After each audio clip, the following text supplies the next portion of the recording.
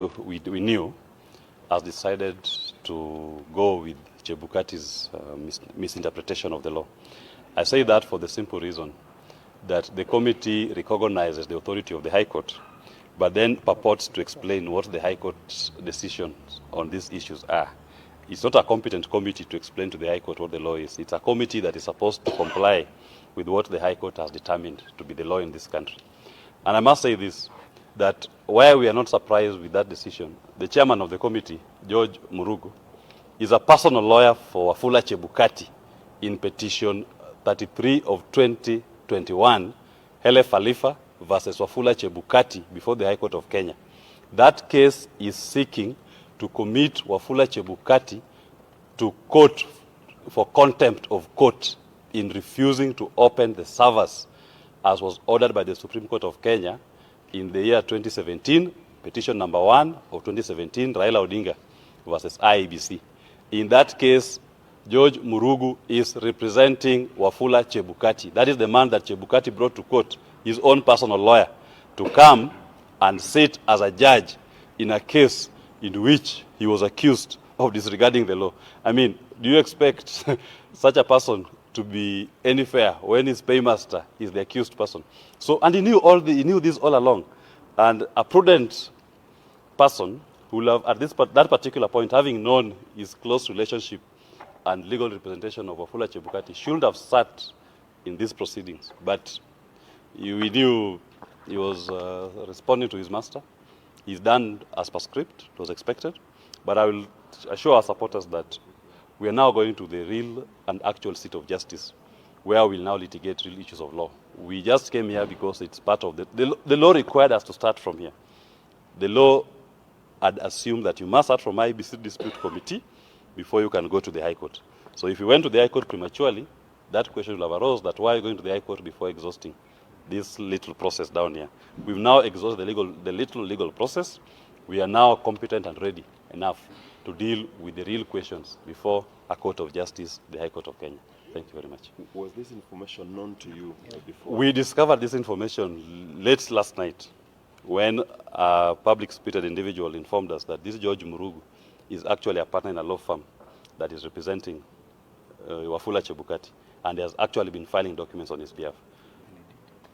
And he failed to declare that conflict of interest, which is very key in the termination of any dispute. He should have done that. Yes. When maybe so that having sat as a judge in his client's own cause, you can all clearly see that the decision that they're making by itself is itself null and void. It's not a decision that is founded in law. The decision that is founded on a conflict of interest between the presiding officer and the respondent, the accused person in the proceedings. Yes. One question. Yes. When maybe do you intend to file the petition again? We have been ready since the 6th of June, so we're just waiting for them to give us a copy of their ruling, and we'll be able to file immediately. Yes. Maybe Wakili, one last one. Why do you think the IBC chairman Wafula Chebukati is determined to lock you and the presidential candidate? You see, Wafula Chebukati is answering to a master. And I'll say this, as Cheney said in the United States of America, that your master will one day go home. That is not in doubt. But the dishonor that you're doing to yourself will live with you for the rest of your life. So it is a spirited effort to stop His Excellency Jimi Wanjigi from being on the ballot. He is the real candidate in this election. The others are the real pace setters for him. It's like the second coming. The real candidate is on the way, and you'd obviously expect the pace setters to be uncomfortable when the Safina, when Noah's Ark comes to save the people of Kenya from the economic troubles they've been having, from the bad governance they've been taken through, from the corruption, from Jubilee's 10 years of pain. 10 is enough. We cannot continue going forward with the last 10 years of Jubilee's pain. And the only person who can put a stop to those 10 years of pain is His Excellency Jimi Wanjigi. And they know it. That is why we are having this spirited fight against his campaign and his candidature. There are 3 legal questions that form the basis of the ruling. Yes. And it says that should one be found to be against the law, then the entire petition lacks merit. Are you confident that when you go to the High Court, that your petition will Of course. Whether we should say On all those three grounds, let me just address you very briefly. Ground number one, that we are insufficient supporters in one county. In their own decision, they acknowledge that we submitted supporters' signatures for one extra county, which met the tally. In fact, we're only missing 7 according to them. In fact, they had plaqued those 7, but we submitted 9, and it met the tally. Then now, all of a sudden, the chairman, Chebukati Stooge, comes up and says that you submitted your signatures at 4:12 past the time, working hours. They are sitting here at midnight to render ruling. What are the working hours? Or does it only apply when it's Jimi Wanjigi sitting? But then they can sit at midnight to purport to conduct hearings. But him, when he presents his papers, 12 minutes allegedly past the time, they claim that now it's too late, we cannot accept. And then the other issue of in fact, the supporter signature for the 12 was submitted in time. When the other question was on the running mates certificate. The certificate was presented. In fact, the official nomination was done on the 16th of May, and IBC accepted. The certificate which they asked for was presented to them on the 6th of June. They refused to accept it. Now this court is saying, because we didn't provide it, we cannot allow it. But it is part of the bundle of documents in the pleadings. They can see it was submitted. The third question that they're relying on, that they're using, is that His Excellency doesn't have university qualification. I must say this. Jimi Wanjigi is a master's student at Daystar University. He has concluded and passed all his undergraduate course. And the university has since admitted him to a master's program. He's doing his final year in master's. The High Court of Kenya, in 2 cases, have confirmed that once you have met the requirements of concluding your studies, passing your exams, and having completed those studies, you are deemed to be a university degree holder. You don't have to wait for a graduation ceremony. You see why Kenya is lagging behind the kind of leadership, nonsense leadership we have here. Harvard University didn't conduct graduation ceremony for the last 2 years because of the COVID pandemic in the world. They just did their first graduation last year in November. So are you trying to say that those who completed their studies in Harvard in 2 years when Corona was at its height were not graduates? They are not degree holders?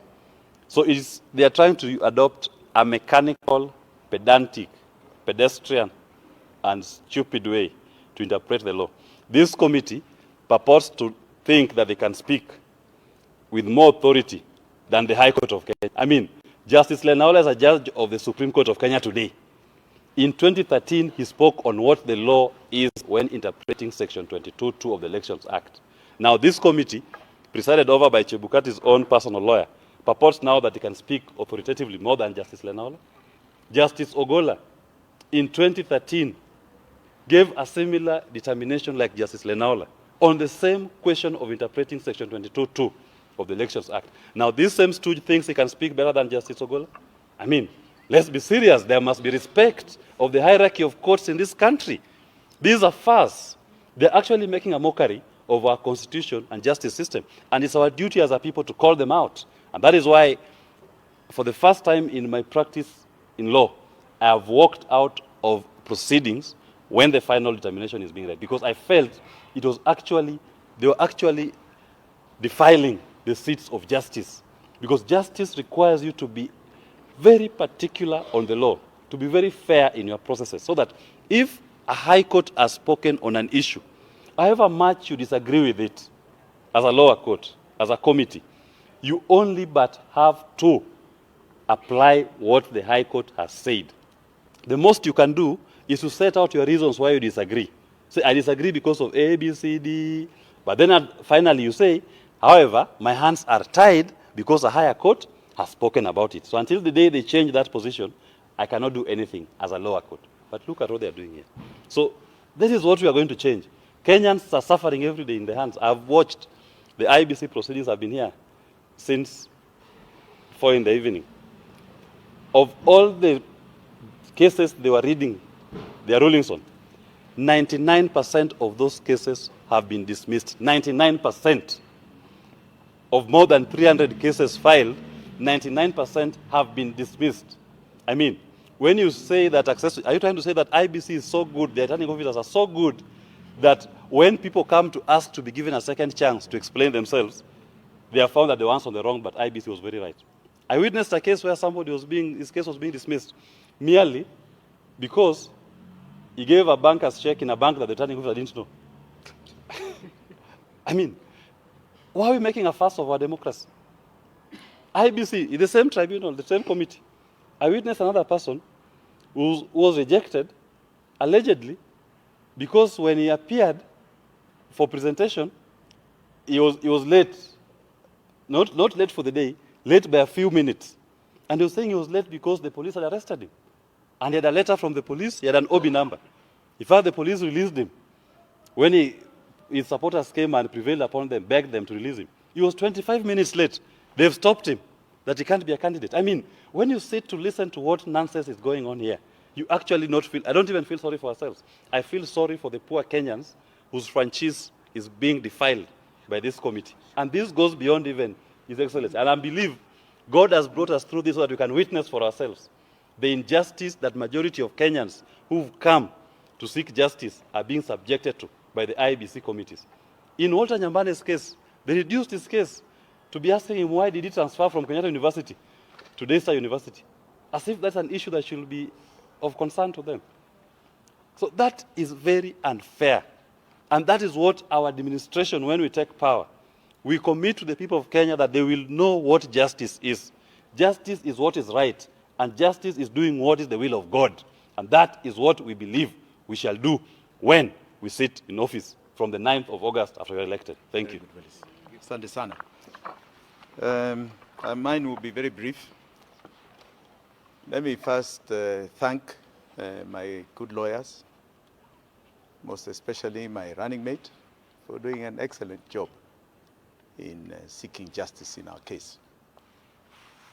I want our supporters and Kenyans at large to understand that this is a journey, and a journey that we are determined to complete. There is no holder to the office of president that has not gone through these challenges.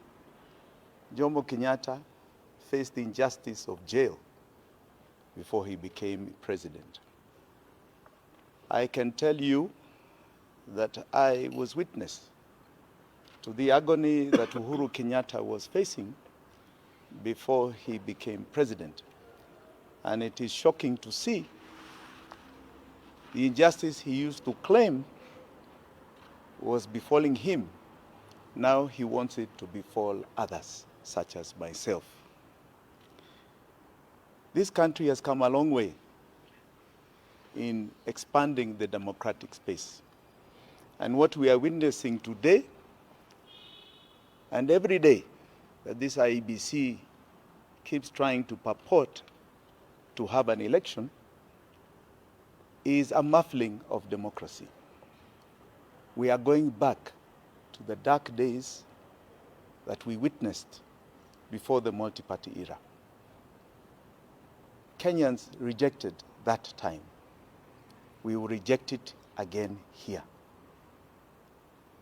And let me tell you, those that are perpetuating this injustice to us and many Kenyans, you shall face the wrath of the people of Kenya. We had chaos in this country before because there was a belief that the institutions, specifically the election authority and the courts, were not places of fair play. Bwana Chebukati and Mr. Uhuru Kenyatta, don't tempt the spirit of peaceful, loving Kenyans. Do not tempt them to take courses that are going to be detrimental to this great nation of ours. And I want to remind you all and the supporters that we have so far gathered, many, many Kenyans, that there is absolutely no man that can shut a door God has opened for you. Hakuna. Amen. Asanteni sana. Thank you.